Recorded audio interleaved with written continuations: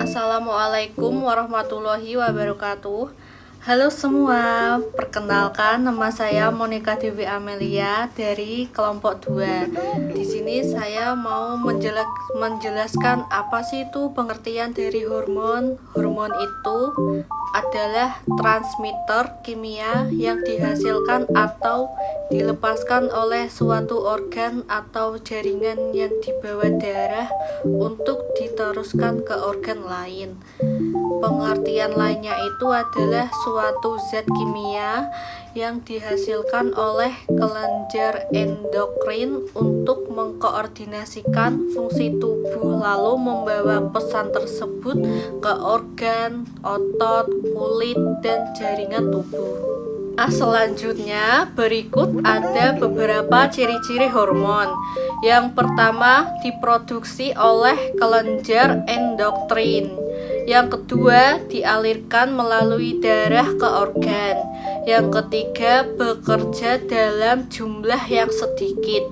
Yang keempat, bekerja pada sel target spesifik yang mempengaruhi sel, jaringan, atau organ tertentu yang memiliki reseptor khusus yang cocok dengan hormon. Yang kelima, hormon bekerja efektif dalam jumlah yang sangat kecil.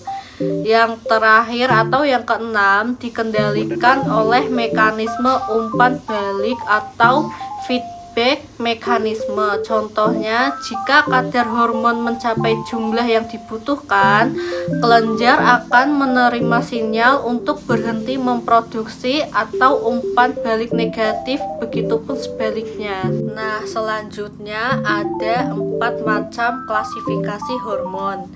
Yang pertama itu golongan steroid. Ada estrogen, androgen, sama adrenokortikoid. Yang kedua ada golongan derivat asam amino.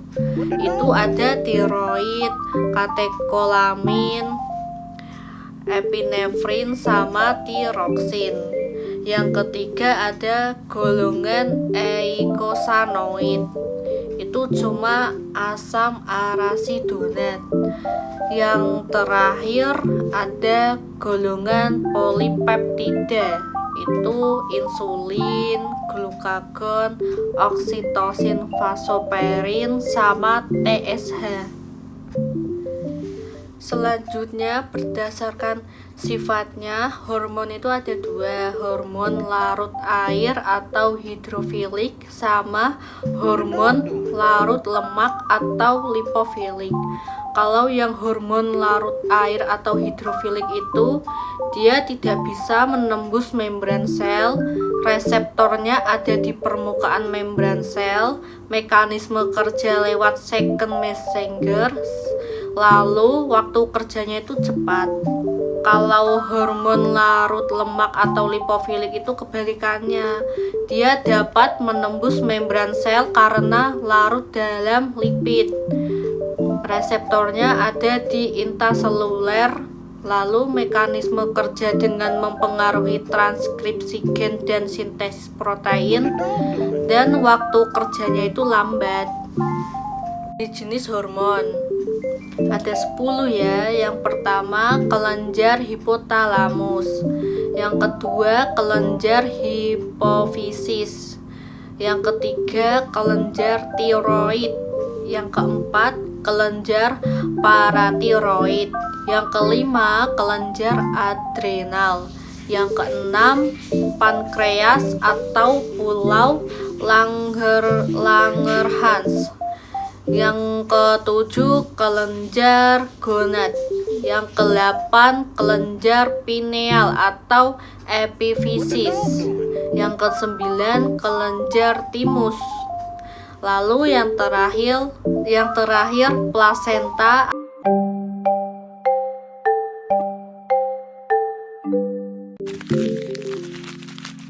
Fungsi hormon ialah mengatur pertumbuhan dan perkembangan, contoh growth hormone. Yang kedua, mengatur metabolisme tubuh, contoh hormon tiroksin, T4 dan T3. Yang ketiga, mengontrol reproduksi, contoh hormon estrogen dan testosteron. Yang keempat, menjaga keseimbangan tubuh, contoh hormon insulin dan glukagon. Yang kelima, mempengaruhi emosi dan perilaku, contoh hormon dopamin dan hormon adrenalin. Gangguan-gangguan akibat kelainan hormon. Yang pertama, penyakit akibat gangguan tiroid. Gangguan tiroid yaitu ada dua, hipertiroidisme dan hipotiroidisme.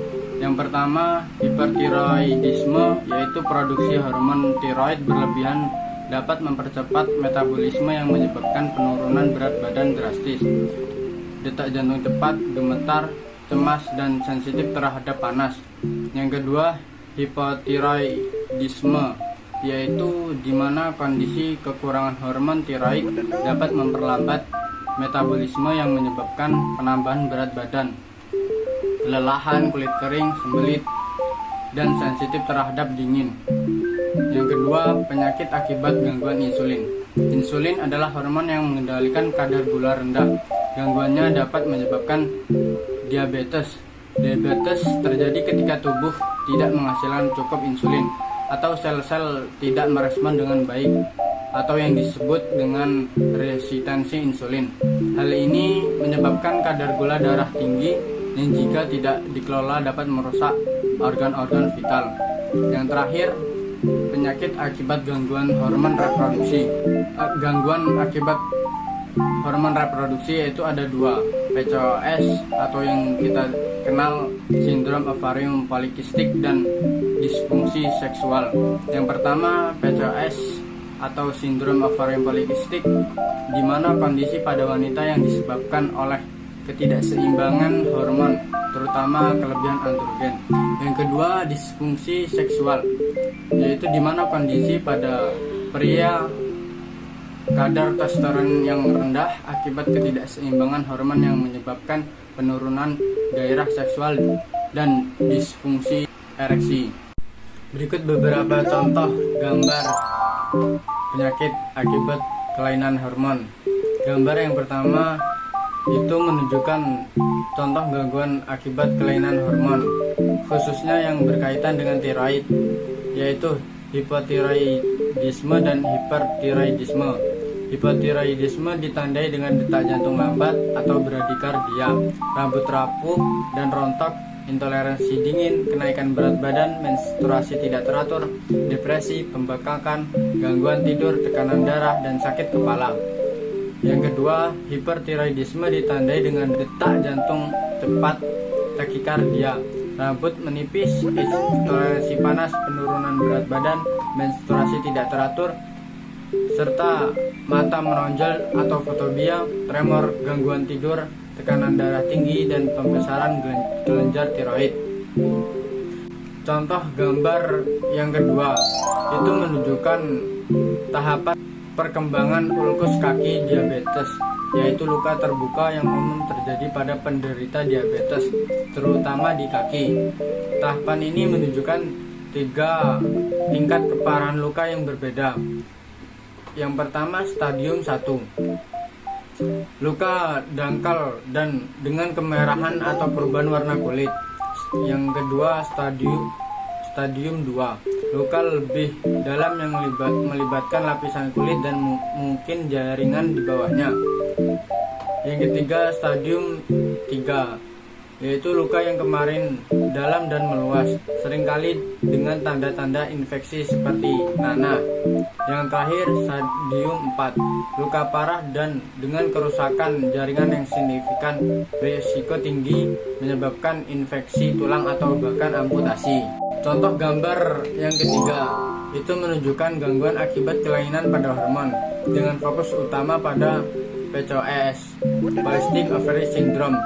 Digambarkan sebagai kondisi di mana ovarium memiliki kista polikistik berlawanan dengan ovarium normal.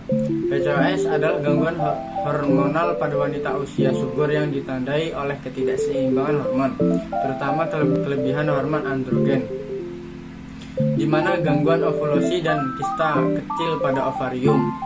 Yang kedua, disfungsi seksual pada pria, yaitu Ilustrasi menunjukkan berbagai faktor yang dapat mempengaruhi disfungsi seksual pada pria, seperti stres, gaya hidup tidak sehat, contoh makanan cepat saji, alkohol, dan lain-lain, serta pentingnya pola hidup sehat seperti olahraga atau nutrisi seimbang.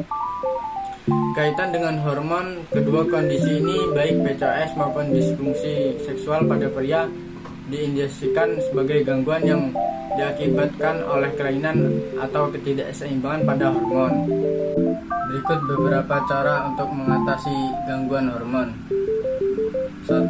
Yaitu dengan pengobatan medis. Yang kedua, perubahan gaya hidup seperti pola makan yang sehat, olahraga teratur, dan tidur yang cukup. Yang ketiga, pendekatan berbasis kasus. Beberapa gangguan hormon memiliki penanganan yang lebih spesifik, seperti kasus PCOS dan diabetes. Penanganan ini harus dilakukan di bawah pengawasan dokter. Selanjutnya yaitu ada hubungan hormon dengan kesehatan sehari-hari. Hormon memiliki hubungan yang sangat erat dengan kesehatan sehari-hari. Mereka adalah pembawa pesan yang mengatur hampir setiap proses dalam tubuh. Beberapa aspek penting yang menjelaskan hubungan hormon dengan kesehatan harian. Yang pertama, regulasi energi dan metabolisme. Yang kedua, mood, stres, dan kesehatan mental. Yang ketiga, siklus tidur atau sirkadian. Yang keempat, berat badan dan nafsu makan.